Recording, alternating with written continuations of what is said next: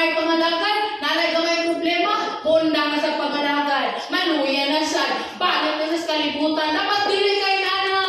In season or out of season, padayo pangalagan, kaya ginoo faithful, ginoo, nako.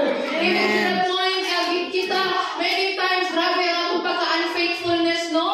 Grabe ang atong mga sala, but mayroon ko nimo ang ginoo faithful sa iyang mga saad, diha kanimo. Walang pagpakainit na lang yun. Amen. Amen. So Pentecost, as we celebrate this feast of Pentecost, i-claim na mag-harvest na ka sa imong mga ginatanom. Mag-harvest na kagpanalangin. Mag-harvest na kagkalang. Amen. On one of those, ihasend man ang Ginoong Hesus ba na ay nagpabilin nga balaang espiritu. In Leviticus, mayo ko nimo nga that is our personal assistant, helper.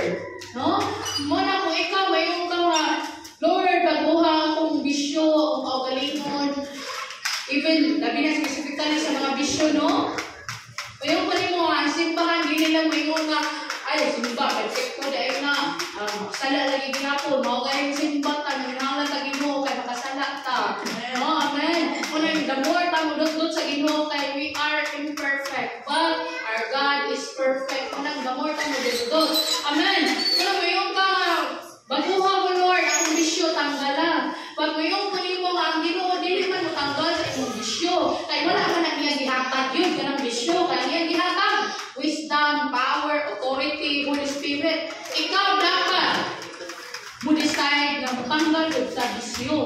Nga baguha kini mo kaugalingon. Kay once mo decide ka, of course, ang Holy Spirit mo move. Di ba pwede niya? Tagaan free will sa Ginoo. Kung dili ka mo move, wala yung mahitabo. Because you are the move of God in this generation. Ikaw ang move sa Ginoo. Ikaw ang move sa Holy Spirit. Kung nag-apa ka, go through ka ron, apa ka struggle ka ron, decision na. No? Kaya tabagan din ka sa balaang Espiritu. Amen! Remember, natin yung testimony ko sa after divine appointment, nga dati lagi, okay lang yung magpakasala ko. Kato wala pa daw siya kailang Ginoo, wala pa siya na magkaadang relasyon sa Ginoo, okay lang yung magpakasala. Baliwala na niya. Basta lihang, nana siya indwelling of the Holy Spirit, nakasabot sila. Ano man? Mag-guilty na kuno siya kung naan siya buhaton na sala. Yes. Kana ang guiltiness nga nahitabo sa iyang kinasuluran, that is the Holy Spirit.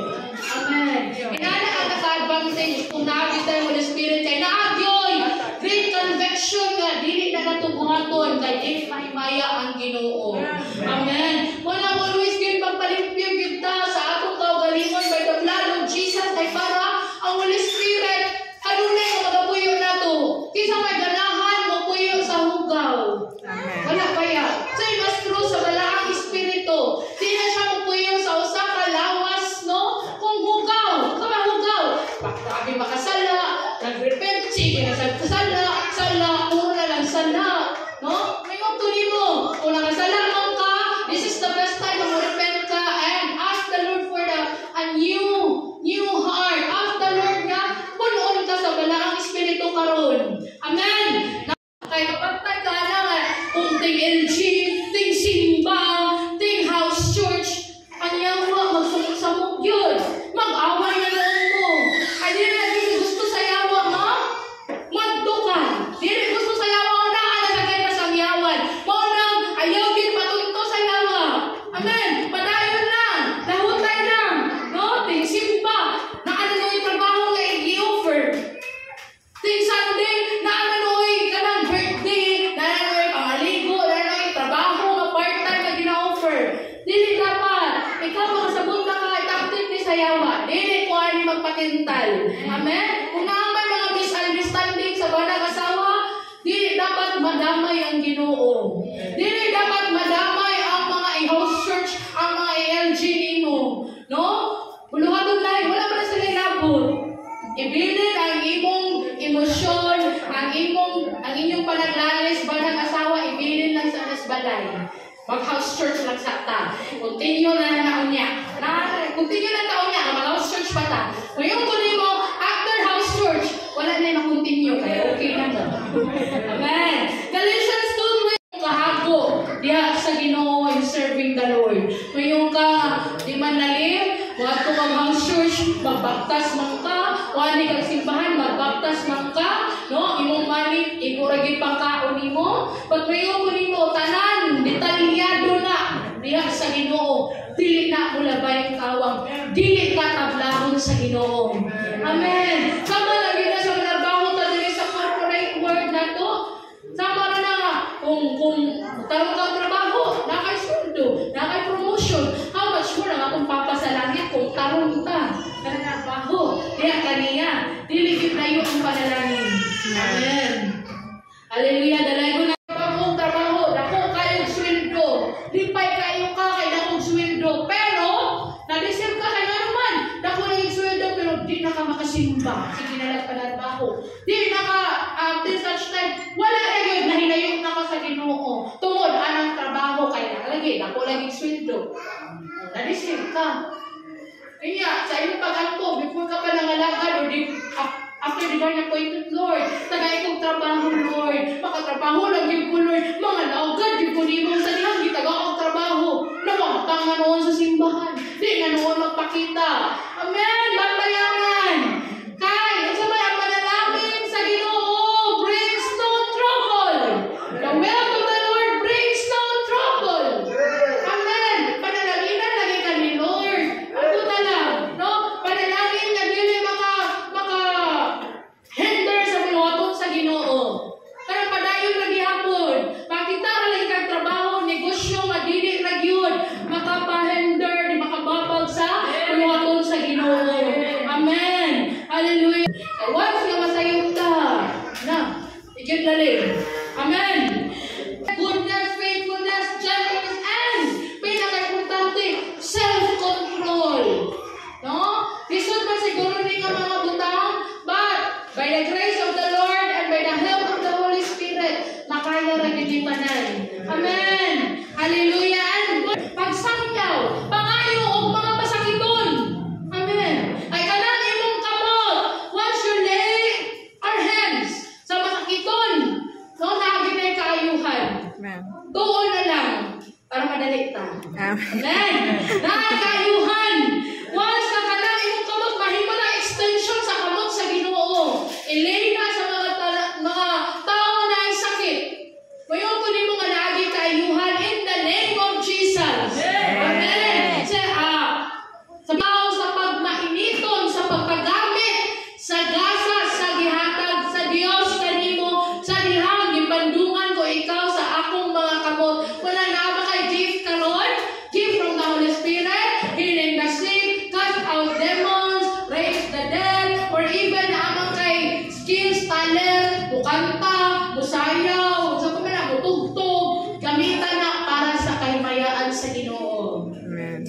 First Corinthians, karungan nagdala. Amen. Pagpatakag, lamon.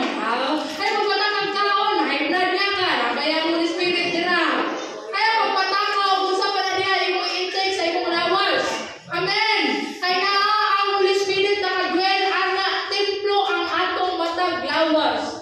Amen. Ano po ba? Amen. No? For I am your God, I will strengthen you and help you.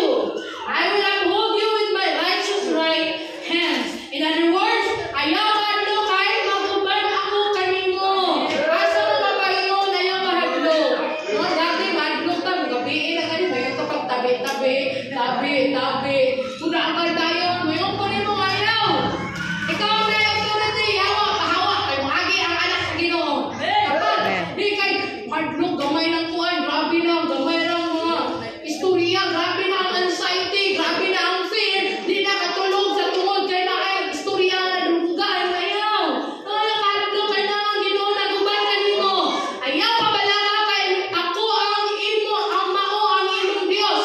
Ligunon og tabangan ko ikaw, panalimdan og luwason. Dalay ko ng Dios sa iyang mga saan, kanimo kanako. Amen mo ng Lord. Amen. Muna sikreto. Sa panahon na pressure ka, pag-pray na sure. Pray sure. Amen. Hallelujah. Dalay ko ng Diyos. Always give yourself fully to the word of the Lord because you know that your work, your labor in the Lord will not be in vain. Dalay ko ng Diyos. Pagpakan sa nato si Lord. Panalanginan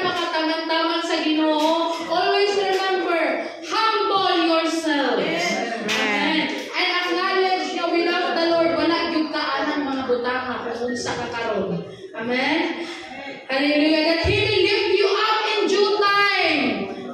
Kay sabi ham, kung ikaw ako mahimo na yung humble, ang Ginoo yung mapataas nato. Ang mga tao matas grabe kayo nga prideful, ang Ginoo yung magpaugusto ang mga tawhana. Ay dili gusto ang Ginoo mahimo tang pride. Kay wala gyud tay ikapanghambog. Ang ato na yung ikapanghambog nga giluwas na sa Ginoong Hesus, ipakamatyan ta. Wala ikapanghambog. Kung unsa ka maayo ang Ginoo. Amen. Kay wala gyud ta apart from the Lord. Cast all your anxiety in Him because He cares for you. Una-una, mga tanan mo ng mga kagool, kasakit, iyan ko na, ihinang ka sa Ginoo, kaya naman, nag-care ang Ginoo nimo. Muhilak man ka in your room every night, no? Nama kayo, muhilak man ka. O, magbaoy ka, atubangan ni Lord. Baoy kayo na, di kayo magbaoy ka sa Facebook. Magbaoy ka sa iyong barkada. Kaya lahi ang i-comfort, anak. Magbaoy ka na, magbaoy na sa Ginoo. Kaya, ihinang na tanan sa Ginoo. Amen. And, Amen. Cast all your anxiety on Him because God cares for you. Always remember that ang Ginoo mindful yun sa imo sa ako. Hallelujah. The theme